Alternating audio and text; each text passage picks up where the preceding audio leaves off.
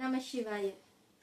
அனைவருக்கும் வணக்கம். சிவயோக மையத்தில் நாம இந்த பதிவுல திருநீரு, குங்குமம், சந்தனம் இட்டுக் கொள்வதால் ஏற்படக்கூடிய நன்மைகள் என்னென்ன அப்படிங்கறத பத்தி பார்க்க இருக்கோம்.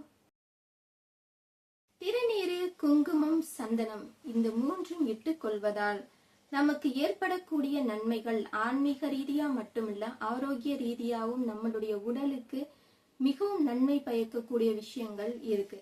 திருநீரு, குங்குமம், சந்தனத்தை நம்ம நெற்றியில இட்டுக்கொள்ளும் பொழுது நல்ல அதிர்வலைகளை உங்களுக்குள்ள அது ஈர்த்து கொள்ளும். இரு புருவ மத்தியில் இருக்கக்கூடிய ஆக்ஞா சக்கரத்தை நம்ம உபயோகப்படுத்தும் பொழுது திருநீரு, குங்குமம், சந்தனம் இந்த பொருட்கள் நம்ம ஆக்ஞா சக்கரத்தை பயன்படுத்துவதற்கு நமக்கு உதவும். மேலும் நம்மளுடைய எதிரிகள் நம்மை மனோவசியம் செய்யறத தடுக்கிறதுக்கும் இந்த பொருட்கள் நமக்கு உதவி செய்யுது. திருநீரு இட்டுக் கொள்பவர்களை தீய சக்திகள் நெருங்காது.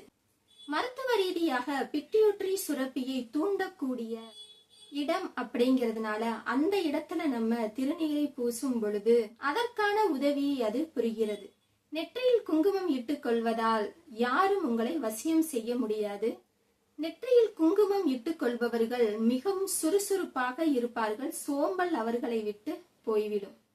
மேலும் கண் திருஷ்டி அவர்களுக்கு ஏற்படாது. தீய சக்திகள் அவர்களை நெருங்கவே நெருங்காது. மேலும் குங்குமம் இட்டுக் கொள்பவர்களை அதிர்ஷ்டம் கூடவே இருந்து வழிநடத்தும். சந்தனம் இட்டுக் கொள்வதால் மன அமைதி உங்களுக்கு நிரந்தரமாக இருக்கும். அடக்க முடியாத கோபத்தை கூட தொடர்ந்து சந்தனம் இட்டுக் கொள்பவர்கள் அடக்கிவிடலாம்.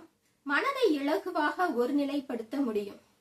மேலும் சந்தனம் இட்டுக் கொள்வதால் உடல் குளிர்ச்சி அடையும். தீய எண்ணங்கள் நெருங்காது. மன அழுத்தத்தை குறைக்கும். இப்படி நம்ம செய்யக்கூடிய ஒவ்வொரு செயல்லையுமே அதற்கான அர்த்தங்களும் பலன்களும் நிறையவே இருக்கு.